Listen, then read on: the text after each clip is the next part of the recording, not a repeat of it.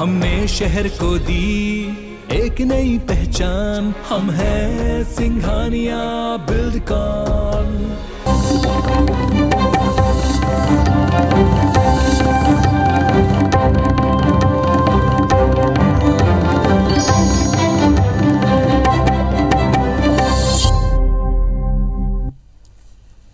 सीहोर में लगातार दूसरे साल 7 दिवसीय रुद्राक्ष महोत्सव हुआ और इस पर काफी सियासत हो रही है।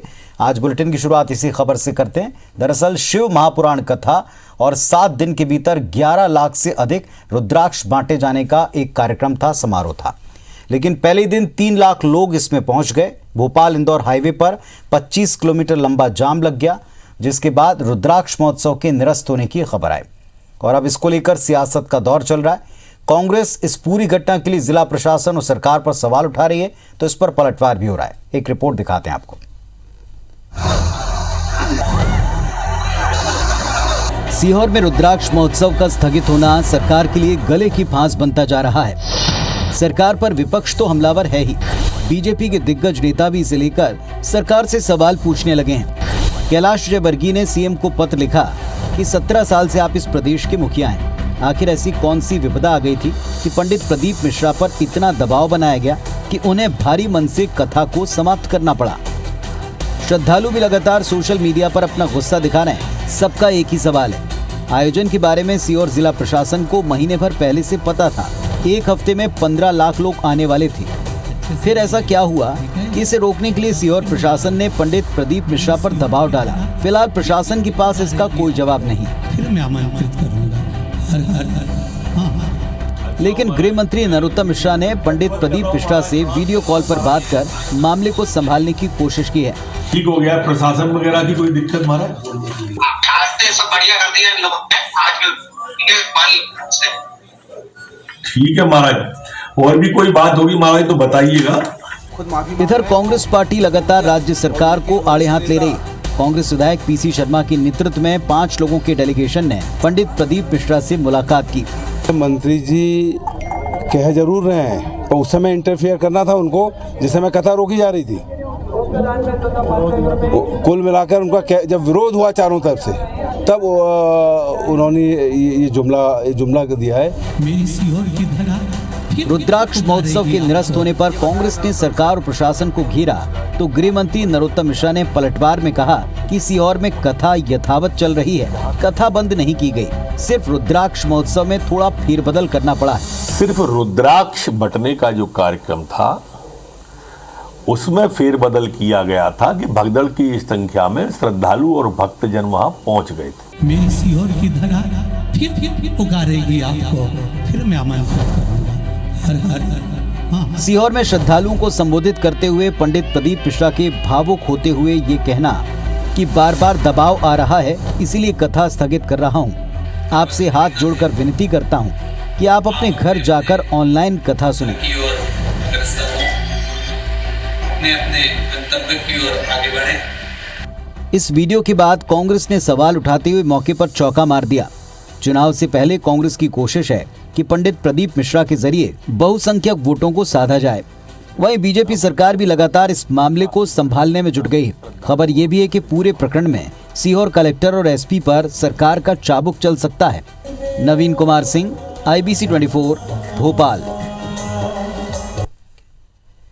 मध्य प्रदेश में ओबीसी चेहरों की कमी से जूझ रही कांग्रेस पार्टी ने भोपाल की पूर्व महापौर विभा पटेल पर दांव लगाया। कांग्रेस आलाकमान ने विभा पटेल को मध्य प्रदेश महिला कांग्रेस का अध्यक्ष नियुक्त किया है।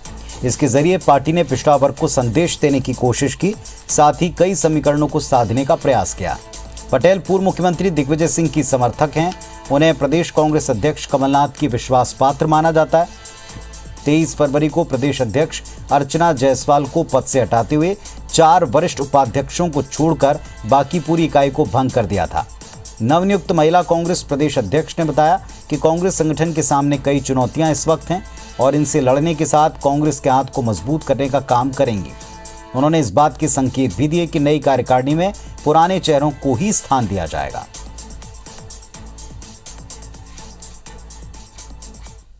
महिला कांग्रेस की जिम्मेदारी ये है कि हम जो आधी आबादी हैं प्रदेश की, हम आधी आबादी पूरी सक्रियता के साथ कांग्रेस संगठन के साथ मिलजुल कर काम करें और कांग्रेस संगठन को न केवल मजबूती प्रदान करें बल्कि आने वाले चुनाव में हम सफलता दिलाते हुए सरकार बनवाएं। मध्य प्रदेश विधानसभा का बजट सत्र 7 मार्च से शुरू होने वाला है। दूसरी तरफ 2 साल से खाली विधानसभा उपाध्यक्ष पद को लेकर सियासी बयान आने लगे। विधानसभा उपाध्यक्ष न होने से काम प्रभावित हो रहा है। विधानसभा अध्यक्ष के कार्यकाल को 1 साल पूरा हो चुका है, लेकिन उपाध्यक्ष के निर्वाचन की प्रक्रिया अब तक पूरी नहीं हो पाई। कांग्रेस विधायक पूर्व मंत्री पीसी शर्मा ने कहा कि उपाध्यक्ष का पद विपक्ष को मिलना चाहिए। ये प्रदेश में शुरू से परंपरा रही है। पिछली बार अगर बीजेपी स्पीकर के चुनाव में उम्मीदवार नहीं उतारती तो उपाध्यक्ष पद बीजेपी को देते, लेकिन परंपरा बीजेपी ने तोड़ी। इधर जवाब में संसदीय कार्य मंत्री नरोत्तम मिश्रा ने कहा कि आज कांग्रेस उपाध्यक्ष पद को लेकर परंपरा याद दिला रही। जब 15 महीने की उनकी सरकार थी तो उपाध्यक्ष किस पार्टी का था, कांग्रेस को यह सोचना चाहिए।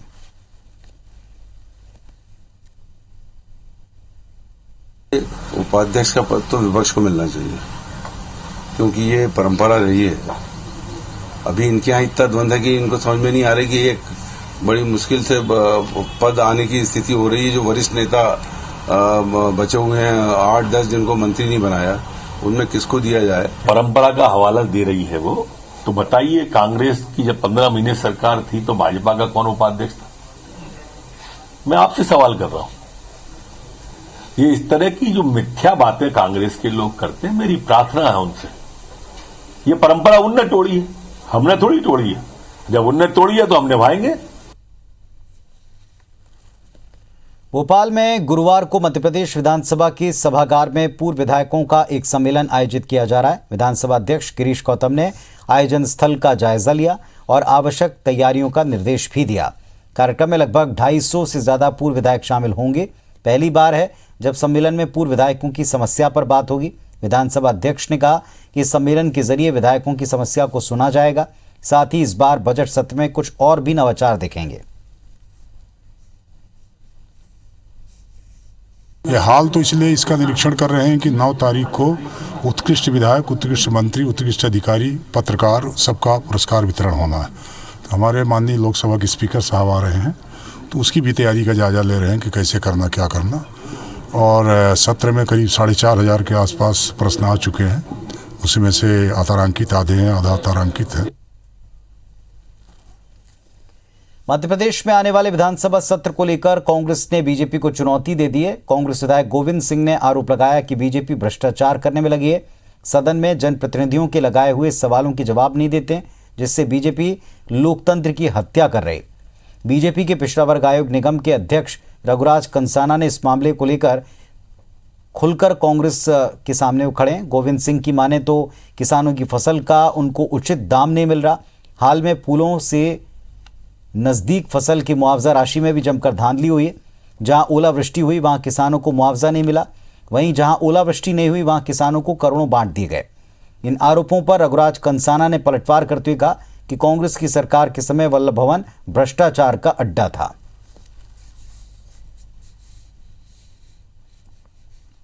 करोड़ों का भ्रष्टाचार है। इन सब मुद्दों को लेके विधानसभा में रखा है और हम मजबूती के साथ अपने तथ्य रखेंगे। आम जनता के कारनामे भारतीय जनता पार्टी की सरकार की उजागर करेंगे। तो उन्होंने विधानसभा में क्या किया? बेरोजगारी मिटाने के लिए कोई काम किया? भ्रष्टाचार किस चरम सीमा तक था? वल्लभ भवन भ्रष्टाचार का अड्डा बन गया था। तो ये कहने में करने में बहुत अंतर होता है। शिवराज सरकार अब हर जिले को अपने खुद की पहचान से जोड़ने में जुटी है और इस कड़ी में हर जिले का गौरव दिवस मनेगा। ये गौरव दिवस उस जिले में किस महापुरुष के नाम पर होगा, इसको लेकर कुछ जगह गफलत है। प्रदेश में कई सारे जिलों में निकायों ने तय कर लिया, लेकिन ग्वालियर में नाम को लेकर पेंच फंस गया। वजह, सिंधिया समर्थक चाहते हैं ग्वालियर का गौरव दिवस सिंधिया परिवार के नाम पर हो, तो बीजेपी चाहती है, आरएसएस का भी इसमें मत है कि अटल जी के नाम पर ही गौरव दिवस बने, जबकि कांग्रेस की मांग है कि रानी लक्ष्मीबाई के नाम पर इसका नाम रखना चाहिए। अब सबसे बड़ी दिक्कत ये कि इस किस विषय पर और किस नाम पर सहमति बने।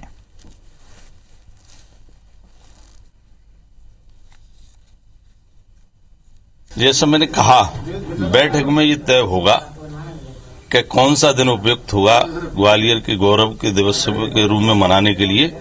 उस पर सबकी सहमति बनेगी, उसके अनुसार निर्णय लिया जाए। तो चूंकि अटल जी की जन्मस्थली कर्मस्थली ग्वालियर रही है और वे भारत रत्न है और उस प्रकार का नेता जो अटल जी का जो एक विराट व्यक्तित्व था, जो उनकी आभा थी, एक विश्व के नेता के रूप में जाने जाते थे, तो मेरा तो अभिमत मैंने दिया था कि ये गौरव दिवस माननीय अटल बिहारी वाजपेयी की का जो जन्म दिवस है 25 दिसंबर, उस दिन के रूप में मनाया जाना चाहिए। लक्ष्मीबाई ने बलिदान दिया ग्वालियर की धरती पर। उसने देश के लिए लड़ाई लड़ी, आजादी की लड़ाई लड़ी, देश को आजाद कराने की लड़ाई लड़ी।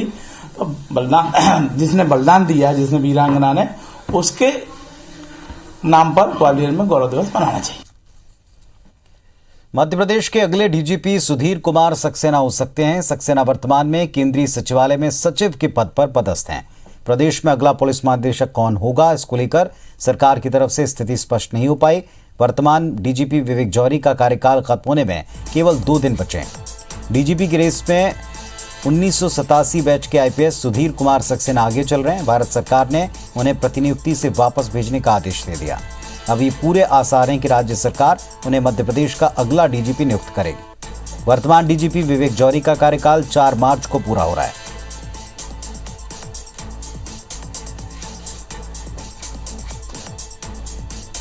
नर्मदा नदी में अवैध रेत खनन के मामले पर हाईकोर्ट ने राज्य सरकार से जवाब मांगा है। जबलपुर और सीहोर में नर्मदा में अवैध रेत खनन के खिलाफ दायर याचिकाओं पर हाईकोर्ट ने एक साथ सुनवाई करना तय किया। सरकार को जवाब देने 4 हफ्ते की मोहलत दी। अगली सुनवाई 29 मार्च को होगी। जबलपुर में वकील भान सिंह उइके और सीहोर में विजित साहू ने अवैध रेत खनन के खिलाफ याचिका लगाई, जिसमें कहा गया कि नर्मदा में प्रतिबंधों के बावजूद भारी भरकम मशीनों से बीच नदी से अवैध रेत खनन किया जा रहा है। इसके फोटो पेश किए गए। हाईकोर्ट ने कहा कि अगर सीहोर जिले में अवैध रेत खनन होता है तो इसके लिए सीहोर कलेक्टर जिम्मेदार माने जाएंगे। फिलहाल सरकार से जवाब मांगते हुए हाईकोर्ट ने मामले पर अगली सुनवाई के लिए 29 मार्च की तारीख तय कर दी।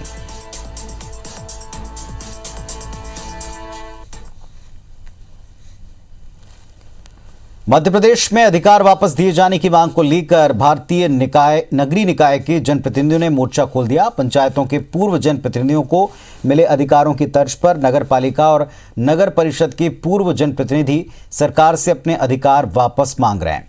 भोपाल में इस मांग को लेकर पूर्व अध्यक्षों पार्षदों ने एक बार फिर प्रदेश के नगरीय प्रशासन मंत्री भूपेंद्र सिंह के बंगले के बाहर प्रदर्शन किया। प्रदर्शनकारियों की सरकार से मांग है, चुनाव कराएं या फिर अधिकार वापस करें। प्रदर्शनकारियों की मांग पूरी नहीं होने तक अपना धरना जारी रखने की बात कही गई।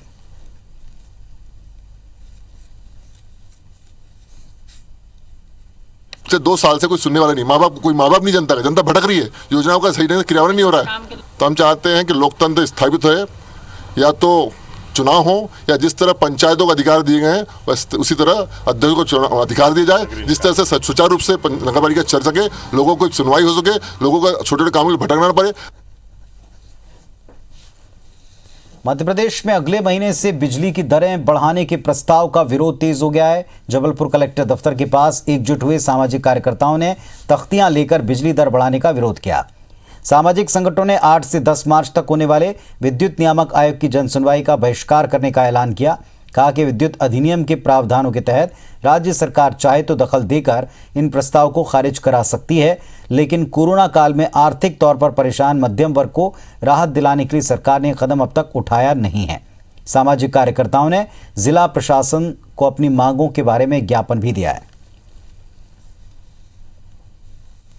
नीतिगत निर्णय लेकर वो विद्युत नियामक आयोग को बता सकती है कि कोरोना काल में बिजली की रेट नहीं बढ़ना चाहिए, लेकिन राज्य सरकार चुप बैठी है। इसी का विरोध करने के लिए हम लोग यहां पर इकट्ठा हुए हैं। केंद्र सरकार की नई शिक्षा नीति के तहत मध्य प्रदेश में 4 मार्च से स्कूल शिक्षा विभाग नई कवायद शुरू करने जा रहा है। हर स्कूल के शिक्षक छात्रों के साथ विज्ञान के प्रैक्टिकल की पढ़ाई के लिए ज़रूरी साइंस मॉडल और कई विषयों के टीचिंग लर्निंग मटेरियल बनाएंगे, जिसमें मुख्य जिम्मेदारी संबंधित सब्जेक्ट टीचर की होगी, जिन्हें वेस्ट मटेरियल से टीचिंग लर्निंग मटेरियल तैयार करवाना होगा। इस कवायद का मकसद न सिर्फ छात्रों का रुझान प्रैक्टिकल साइंस की तरफ बढ़ाना होगा, बल्कि सरकारी स्कूल में पढ़ा रहे टीचर्स की काबिलियत को परखना है। इस योजना के तहत 4 मार्च को स्कूल लेवल पर चुने गए साइंस मॉडल और टीचिंग लर्निंग मटेरियल 11 मार्च को ब्लॉक लेवल, 15 मार्च को डिस्ट्रिक्ट लेवल, 22 मार्च को डिवीजन लेवल और फिर तारीख तय होने पर स्टेट लेवल पर दिखाए जाएंगे। टीचर्स और छात्रों की टीम को इसमें इनाम भी दिया जाएगा।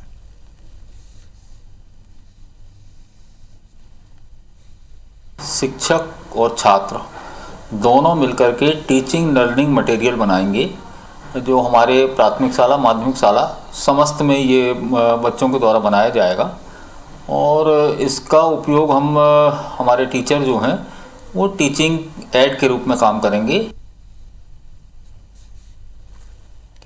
कोरोना वैक्सीनेशन अभियान में मध्य प्रदेश ने कई रिकॉर्ड बनाए, लेकिन नवजात बच्चों और गर्भवती महिलाओं के रूटीन वैक्सीनेशन में मध्य प्रदेश के कई जिले पीछे रह गए। लिहाजा अब इन्हीं जिलों में रूटीन वैक्सीनेशन का लक्ष्य पूरा करने के लिए सघन मिशन इंद्रधनुष 4.0 की शुरुआत की जा रही, जिसमें करीब 20,000 हितग्राहियों के वैक्सीनेशन का लक्ष्य है। इनमें 5,000 माताएं और 15,000 शिशु हैं। प्रदेश के 10 जिलों ग्वालियर, जबलपुर, सागर, सतना, मुरैना, दतिया, छिंदवाड़ा, दमोह, सिवनी और मंडला में 3 चरणों में अभियान चलाया जाएगा, जिसकी शुरुआत 7 मार्च से होगी। इसके बाद 4 अप्रैल और 7 मई को दूसरा और तीसरा चरण चलेगा। स्वास्थ्य मंत्री का कहना है कि 100% लक्ष्य पूरा करने के लिए अभी से काम शुरू कर दिया गया है। मिशन इंद्रधनुष 4 सघन अभियान मध्य प्रदेश में 3 चरणों में किया जाएगा, 7 मार्च, 4 अप्रैल और 7 मई को। उसके लिए आज हम लोगों ने अधिकारियों को बुलाकर यहाँ पर ट्रेनिंग हम लोग कर रहे हैं। इसमें 10 जिलों को शामिल किया गया है और सब लोगों को, जो भी छूटे हुए बच्चों हैं उनको टीकाकरण करेंगे। मध्य प्रदेश के सभी 13 सरकारी मेडिकल कॉलेजों के अस्पताल में जल्दी कई तरह की जांचों की सुविधा 24 घंटे मिलेगी। जानकारी के मुताबिक पैथोलॉजी, माइक्रोबायोलॉजी, बायोकेमिस्ट्री की जांचें आउटसोर्स पर दिए जाने की तैयारी। एजेंसी चयन करने के लिए हफ्ते भर में Madhya Pradesh public health supply corporation से टेंडर जारी किए जाएंगे। वहीं जांच के लिए मरीजों से कोई शुल्क नहीं लिया जाएगा। इस बारे में जानकारी देते हुए चिकित्सा शिक्षा मंत्री विश्वास सारंग ने बताया कि मरीजों को स्वास्थ्य सुविधाएं मिलें, इसके लिए लगातार काम कर रहे हैं। जल्दी जांच की संख्या 300 से ज़्यादा हो जाएगी। अभी 150 से 200 तरह की जांच मेडिकल कॉलेज में हो पाती है। मरीजों को जांच रिपोर्ट लेने के लिए अस्पताल नहीं जाना पड़ेगा। निश्चित किया है कि हमारे मेडिकल कॉलेज के जो हॉस्पिटल्स हैं उनमें चिकित्सीय व्यवस्था को हम पूरी तरह से चुस्त दुरुस्त करें और इसलिए हमने ये निश्चित किया है जो पैथोलॉजी की जांच है वो हमारे मेडिकल कॉलेज से संबद्ध अस्पतालों में पूरे समय हो सके और सभी तरह की जांच हो, उसके लिए हमने आउटसोर्स करने की इस व्यवस्था का निश्चय किया है। जबलपुर के रानी दुर्गावती विश्वविद्यालय से डुमना विमानतल को जोड़ने वाली सड़क जल्द बनकर तैयार होगी। करीब 60 करोड़ की लागत से बनने वाली ये 4 लेन सड़क आधुनिक तकनीकों से लैस होगी। खास बात यह कि डुमना विमानतल के रास्ते में वन्य प्राणी बड़ी तादाद में पाए जाते हैं, लिहाजा सड़क निर्माण के दौरान वन्य प्राणियों की सुरक्षा का खास ख्याल रखा जा रहा है। मध्य प्रदेश हाईकोर्ट ने भी वन्य प्राणियों को नुकसान पहुंचे बिना सड़क का निर्माण करने पर जोर दिया था। मध्य प्रदेश हाईकोर्ट ने बाकायदा एक समिति का गठन किया है, जिसकी अनुशंसाओं के आधार पर सड़क का निर्माण हो रहा है। 10 किलोमीटर लंबी इस सड़क में करीब 11 अंडरपास बनाए जा रहे हैं, जिससे वन्य प्राणी सड़क पर आए बिना जंगल में विचरण कर सकें। 10 किलोमीटर लंबी सड़क के निर्माण का जिम्मा पीडब्ल्यूडी को मिला है। अधिकारियों का दावा है कि जून 2023 तक इसका निर्माण कार्य पूरा हो जाएगा। डीवीवी यूनिवर्सिटी से एयरपोर्ट तक जो अपना नवीन एयरपोर्ट का निर्माण कार्य चालू है, उस हेतु 10 किलोमीटर की 4 लेन मार्ग का विस्तारीकरण का काम चालू है। ये हमारा डुमना में वन्य प्राणियों का काफ़ी ज़्यादा वहाँ उपस्थिति है, तो माननीय न्यायालय के द्वारा भी निर्देश दिया गया था पूर्व में कि इससे वन को कम से कम क्षति हो। इसके कारण हमने कुछ परिवर्तन भी किया मूल डीपीआर में। पन्ना के प्राचीन सिद्धनाथ आश्रम में संस्कृति विभाग की ओर से महादेव समारोह का आयोजन किया गया, जिसकी शुरुआत बीजेपी प्रदेश अध्यक्ष वीरी शर्मा ने की। अलग अलग क्षेत्र से आए कलाकारों ने रंगारंग प्रस्तुति दी। कार्यक्रम में ओडिशा के कलाकारों ने भी हिस्सा लिया। ये पहला अवसर था जब ग्रामीण और दुर्गम क्षेत्र में राष्ट्रीय स्तर की प्रस्तुतियां देखने को मिली। वीडी शर्मा ने कलाकारों का सम्मान कर उनका उत्साहवर्धन किया। साथ ही कहा कि सिद्धनाथ क्षेत्र को पर्यटन क्षेत्र के तौर पर विकसित किया जाएगा। उन्होंने कहा कि यहाँ सड़क समेत अन्य सुविधाओं का विकास होगा।